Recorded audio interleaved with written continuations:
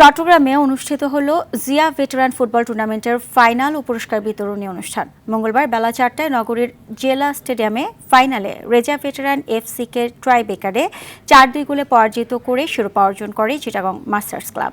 প্রধান অতিথি হিসেবে উপস্থিত থেকে খেলোয়াড়দের মাঝে পুরস্কার বিতরণ করেন বিএনপির আন্তর্জাতিক বিষয়ক উপকমিটির সদস্য ও যুগ্ম আহ্বায়ক ইসরাফিল খসরু। চট্টগ্রাম থেকে সাইফুল মাহমুদের পাঠানো তথ্যচিত্রে বিস্তারিত জানাচ্ছেন মুমসাদ্দিন নুরি। চট্টগ্রামের ক্রীড়াঙ্গনে আবারও ফিরেছে উৎসবের আমেজ।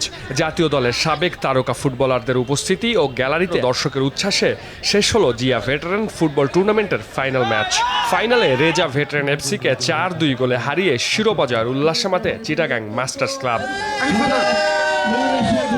যে শহর একসময় দেশের ফুটবলের অন্যতম আতুরঘর হিসেবে পরিচিত ছিল, সময়ের ব্যবধানে ম্লান হয়েছে সেই জৌলুস। তবে জিয়া ভেটেরান ফুটবল টুর্নামেন্ট আবারও চট্টগ্রামের ফুটবল অঙ্গনে ফিরিয়ে এনেছে সেই পুরনো আবেগ, ঐতিহ্য আর প্রতিযোগিতার উত্তাপ। আমরা সর্বকালের সেরা প্লেয়ারও এখানে এসেছে, তো সেজন্যই খেলা দেখতে এখানে এসেছি। তরুণ প্রজন্মের অনেক দর্শক এখানে এসেছে, বাচ্চারা এসেছে। গত বছর থেকে জিয়া টুর্নামেন্ট হচ্ছে এবং বিভিন্ন টুর্নামেন্ট হচ্ছে, যা আগে খুব কম হতো। এই টুর্নামেন্টে অংশ নিয়েছেন এক ঝাঁক সাবেক জাতীয় ফুটবলার।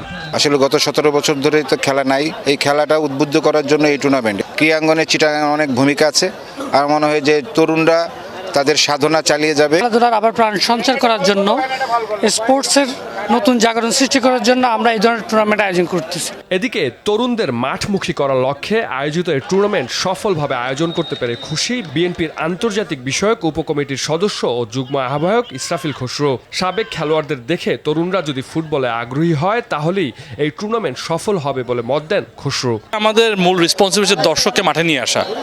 আপনারা জানেন, আমরা কিছুদিন আগে জিয়া ফুটবল টুর্নামেন্ট আমরা কিন্তু অর্গানাইজ করছিলাম, ভেরি সাকসেসফুল হয়েছে। এটার ধারাবাহিকতায় এই ভেটারেন্স টুর্নামেন্ট আমরা করছি।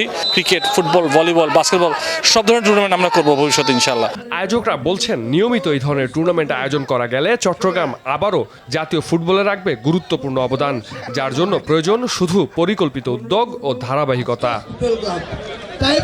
মুমসাদ্দিন নুরি, RTV।